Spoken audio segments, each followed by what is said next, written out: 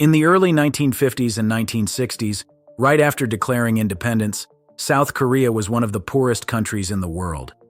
According to World Bank data, South Korea's GDP in 1960 was a mere $3.9 billion. To put this into perspective, at that time, the Democratic Republic of Congo in Africa, considered a poor country, had a GDP of $3.3 billion. However, just over 2 decades later, by 1985, South Korea's GDP had surged to $100 billion. It remained at this milestone 21 years later, but had multiplied to $1,000 billion. By 2018, they had reached $725 billion, leaving behind other economically challenged countries of the same era. It is truly difficult to fathom how a country, emerging from the ashes of war, could experience such a robust resurgence. But why did this happen? In 1910, Japan invaded the Korean peninsula, maintaining control until the end of World War II in 1945. The peninsula was then divided into 2 regions, with the north occupied by the Soviet Union and the south by the United States. After failed reunification negotiations, the southern region became the Republic of Korea in August 1948, while the northern region became the Democratic People's Republic of Korea. In 1950, backed by the Soviet Union, North Korea launched an invasion of South Korea, leading to U.S. intervention to support South Korea. The war between North and South further plunged the peninsula into intense conflict. 3 years later, when the war concluded, South Korea's economy was in dire straits. In 1961, the average GDP per capita in South Korea was only $94, lower than some African countries. Whether in rural or urban areas, most people struggled to secure daily meals, lived in conditions of electricity and water shortages, and faced numerous difficulties. During the harsh winter and spring months, many even experienced hunger, relying on mixed grains or foreign food aid, primarily from the United States at that time. Droughts, frigid weather, and a lack of equipment and technology hindered South Korea's industrial development, despite being primarily an agricultural nation. During this period in South Korea, inflation rose, with rice prices surging by 60% and oil prices increasing by 23% in just 4 months. From December 1960 to April 1961, the unemployment rate reached around 2.5 million people, a significant portion considering the country's population was around 26 million, almost 10%. This alone paints a bleak picture of how dire South Korea was at that time, an impoverished and backward nation with an underdeveloped economy. It seemed unimaginable that the country would survive, let alone become prosperous. Yet from 1962 to 2008, South Korea's GDP skyrocketed from $2.3 billion to $928.7 billion. The national income per capita surged from $87 to approximately $19,231. The rapid transformation left people worldwide astonished. What did they do? Up until now, the people of South Korea still mention this man as a reason for that remarkable resurgence. Park Chung-hee, the 3rd president in South Korean history, played a pivotal role in the country's transformation, and his influence is still remembered by the Korean people as a catalyst for their remarkable resurgence. Park Chung-hee, a bold reformer, stirred considerable controversy in South Korean history and stood out as one of the most renowned figures in 20th century Asia. During his 4 terms from 1963 to 1979, what did he achieve? In 1963, Park Chung-hee assumed the presidency of South Korea. Addressing thousands of students at Seoul National University, he emphasized that the entire Korean nation must strive and exert effort for the next 5 years, stating that everyone had to buckle down and work hard if they wanted to survive. He envisioned building the top regional economy within 10 years and becoming a global economic powerhouse within 20 years. His ambition was to make the world admire Korea. While some may begin to doubt my opinion today, I ask my fellow citizens to understand that the homeland is more important than personal interests. I don't want our people to suffer, and I am determined to implement strict policies. I will catch anyone stealing from the public, even if it's just a single coin. I am willing to die for the ideals I have set forth. Here are some highlights of what he accomplished. Park Chung-hee, throughout his leadership, implemented a series of reform measures and economic strategies considered instrumental in the economic recovery and development of South Korea. Here are some highlights of what he accomplished. Number 1. Military action.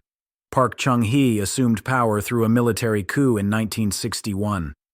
Subsequently, he established a military government and focused on rebuilding the nation after the war. Number 2.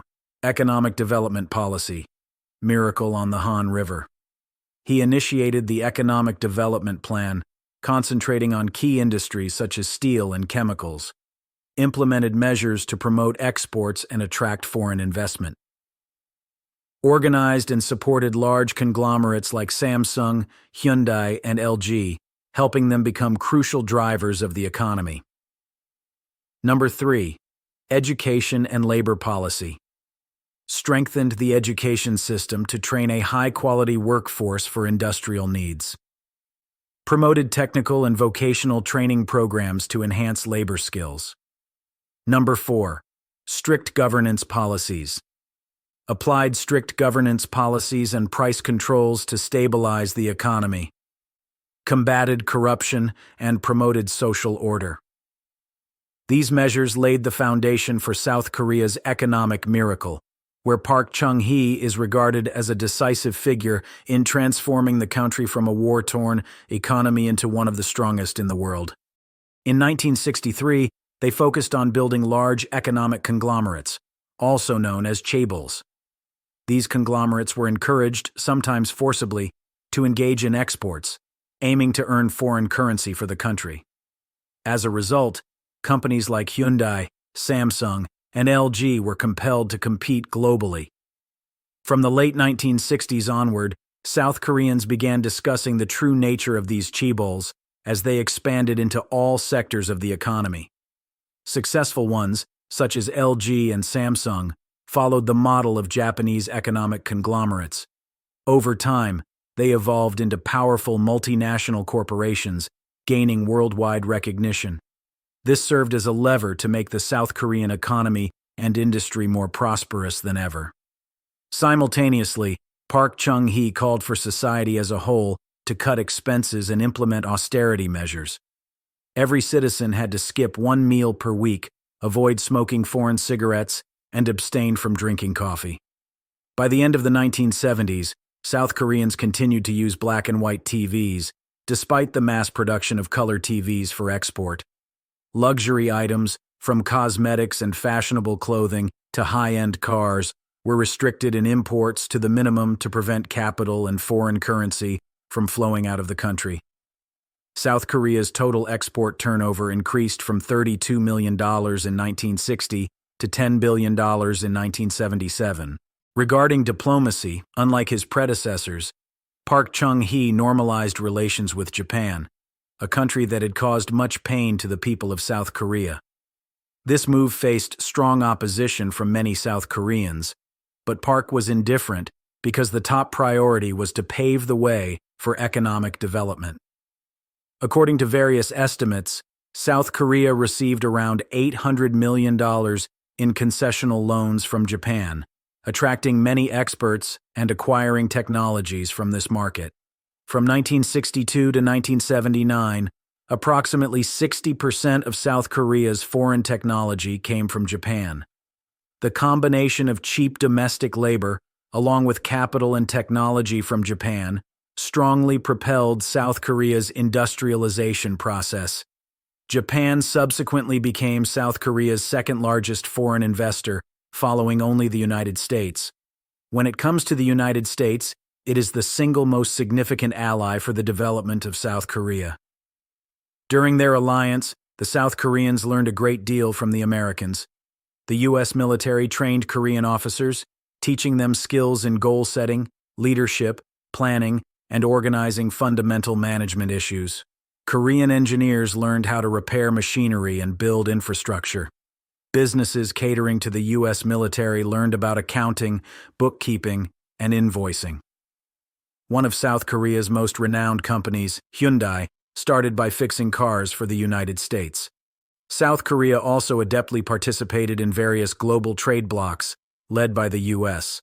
Leveraging this extensive trade network has significantly contributed to bringing substantial opportunities for them. The South Korean industrial sector witnessed remarkable development with the emergence of multinational conglomerates. The first five-year plan achieved an economic growth of 8.3% annually. In the second five-year plan, the growth rate reached an astonishing 11.4%, a level even President Park and his advisory team hadn't dared to imagine. However, on October 26, 1979, President Park Chung-hee was unexpectedly assassinated. The consistent growth of the country came to an abrupt halt, leading to a period of political turmoil. Rice agriculture faced setbacks, and the inflation rate soared to 44% in 1979, causing the South Korean economy to experience a recession of nearly 6% in 1980. Fortunately, drawing from their experience of rebuilding the economy from the ashes of war, the South Koreans quickly steered the economy back towards growth. From 1986 to 1988, South Korea's GDP growth rate reached a remarkable 12% annually. At that time, South Korea became the world's fastest-growing economy. It was later categorized among the newly industrialized countries. In the following years, although the growth rate slowed, it continued to increase steadily until 1997, averaging 10% annually. By the end of 2011, in terms of per capita income, South Korea surpassed the European Union's average. The per capita income in South Korea was $31,650, while the EU's per capita income was $31,550. Taking a broad view, South Korea has achieved remarkable progress from the post-war period in 1953 to the present day. However, not everything in South Korea is without challenges. After the South Korean economy became sufficiently robust, the Seoul government began to relax control and allow for a more competitive free market. Nevertheless, by this time, the large conglomerates known as chaebol had captured an overwhelmingly significant market share, exerting a substantial influence on South Korea's economy and society. According to data from Seoul-SCAR 2017, the top 10 chaebol conglomerates contribute to 44% of the country's GDP. Many small businesses and startups find it challenging to compete. The excessive interdependence between the economy and these conglomerates also makes South Korea highly reliant on them. If giants like Samsung and LG experience slowed growth, the entire national economy follows suit. Restrictions on marriage and childbirth contribute to South Korea's rapidly aging population. According to some estimates, South Korea may face the risk of population decline by 2050 if declining birth rates are not addressed. Once again, South Korea confronts significant economic and social challenges. However, given what it has overcome, the Korean people will likely weather these challenges as well.